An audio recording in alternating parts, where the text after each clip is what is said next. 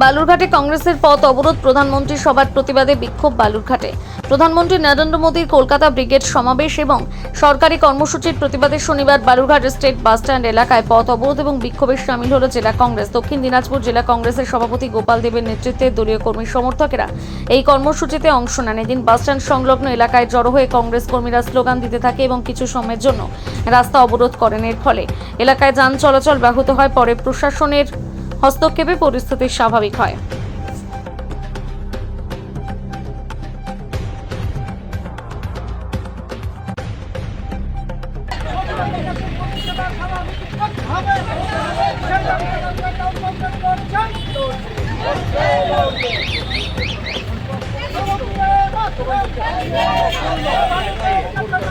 ভারতবর্ষের মানুষ জানে, সারা পৃথিবী জানে যে একটা ডরপক প্রধানমন্ত্রী, একটা স্যালেন্ডার প্রধানমন্ত্রী ভারতবর্ষের শাসন ব্যবস্থা চালাচ্ছে। তার স্যালেন্ডারের জন্য আমেরিকার কাছে মাথা ঢুকিয়ে দেওয়ার জন্য, বিক্রি করে দেওয়ার জন্য আজকে বিদেশ নীতি সম্পূর্ণভাবে ব্যর্থ। এবং ব্যর্থ বিদেশ নীতির জন্য আমাদের আজকে সাধারণ মানুষ, যারা মধ্যবিত্ত ফ্যামিলির যারা মানুষ, যারা গ্যাসে রান্নাবান্না করে, হোটেল চালায়, চিকিৎসা আছে, স্বাস্থ্য ব্যবস্থা জড়িত, শিল্প জড়িত, সে জায়গায় অত্যাধিক একবারে 7 টাকা বেরিয়েছে। 2014 সালের আগে যখন আমাদের ভারতবর্ষের প্রধানমন্ত্রী ডক্টর মনমোহন সিং ছিলেন, তখন গ্যাসের মূল্য ছিল 150 টাকা। তারা তখন সিলিন্ডার নিয়ে আন্দোলন করতেন। আজকে 1060 টাকার মতন হয়ে গেছে গ্যাসের দাম। আজকে নরেন্দ্র মোদী বলছেন যে তিনি বিশ্বগুরু। তাহলে আজকে আমেরিকার কাছে বিশ্বগুরু তিনি আমেরিকার কাছে মাথা বিক্রি করে দিয়ে সাধারণ মানুষকে ব্যতিব্যস্ত করে তুলেছেন। তাই আমরা বলছি নরেন্দ্র ডরপক স্যালেন্ডার প্রধানমন্ত্রী। আমাদের মূল বক্তব্য আজকে গ্যাসের মূল্য বৃদ্ধি কমাতে হবে, তেলের যে বাজার মূল্য তাকে কমাতে হবে, এবং সবচেয়ে বড় কথা যে গ্যাসের যে সরবরাহ, সেই সরবরাহের প্রতি কেন্দ্রীয় সরকারের একটা ব্যর্থ নীতি প্রয়োগ করেছে। সাধারণ গ্রাম বাংলার মানুষ, গরিব মানুষ, মধ্যবিত্ত মানুষ, তারা গ্যাস পরিষেবা থেকে বঞ্চিত হবে।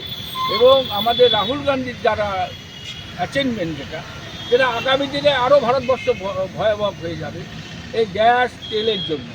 সেই জন্য আমরা মনে করি অবশ্যই অতি তাড়াতাড়ি আজকে এই ভারতবর্ষের প্রধানমন্ত্রী পরিবর্তন দরকার।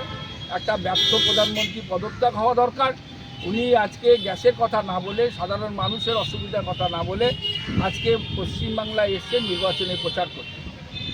সেই নির্বাচনের প্রচারে এসে তিনি ধর্মের কথা বলেন, তিনি নির্বাচনের প্রচারে এসে হিন্দু মুসলমানের কথা বলেন দাঙ্গা লাগানোর জন্য।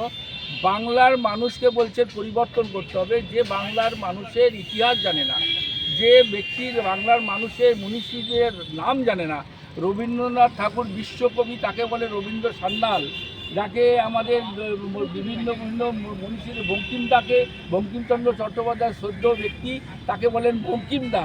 এই অপদার্থ রাজনৈতিক দলের নেতা তারা ভারতবর্ষে পশ্চিমবাংলার মতন একটা সাংস্কৃতিক জায়গা, আত্মমর্যাদা সম্পূর্ণ জায়গায় তারা ভোট চাইতে এসেছেন, মিথ্যা আস্ফোরণ করছে। সেই কারণে বলছি ব্যর্থ প্রধানমন্ত্রী, ব্যর্থ বিদেশ নীতির জন্য আজকে ভারতবর্ষের মানুষকে ভোগান্তি হতে হচ্ছে। বিজেপিকে জবাব দিতে হবে ভোটে।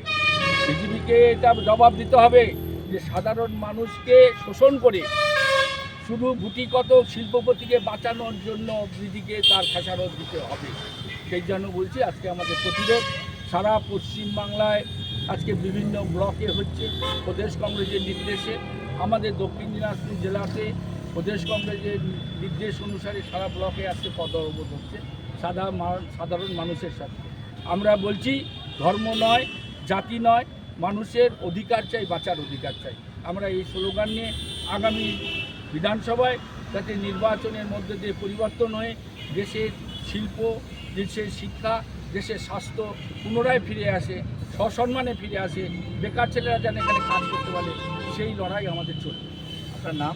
আমার নাম গোপাল দেব, আমি দক্ষিণ দিনাজপুর জেলা কংগ্রেস সভাপতি।